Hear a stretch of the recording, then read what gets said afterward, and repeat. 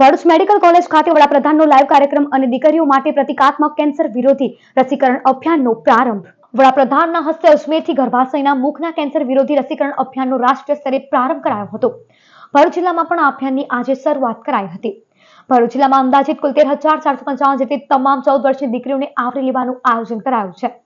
ભરૂચ જિલ્લામાં district hospital, sub district hospital, સામૂહિક આરોગ્ય કેન્દ્રો, પ્રાથમિક આરોગ્ય કેન્દ્રો તથા શહેરી આરોગ્ય કેન્દ્ર ખાતે એચપીવી રસીકરણનો પ્રારંભ કરાયો છે।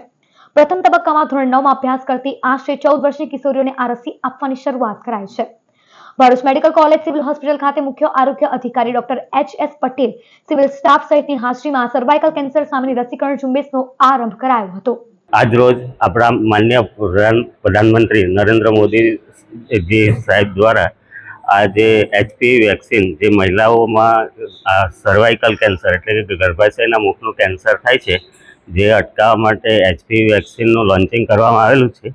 તો જે અંતર્ગત આપણા ભરૂચ જિલ્લાની અંદર આપણે જે આગામી 3 માસની અંદર જે આપણી જો છોકરીઓ છે જેના 14 વર્ષ પૂરા થઈ ગયા છે અને 15 વર્ષ પૂરા થવાના બાકી છે તેવી છોકરીઓને આગામી 3 માસની અંદર દરેક પીએચસી પર, સીએચસી પર અને આપણી ડિસ્ટ્રિક્ટ હોસ્પિટલ અને medical college, sub district hospital ખાતે આ વેક્સિન વિનામૂલ્યે આપવામાં આવનાર છે।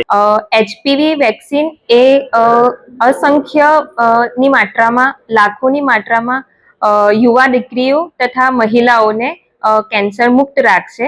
એટલે આ એક આરોગ્ય લેવલ પર નહીં પરંતુ ભવિષ્ય, આખા ભારતના ભવિષ્યનું ની સ્વચ્છતાનું નિર્માણ કરશે।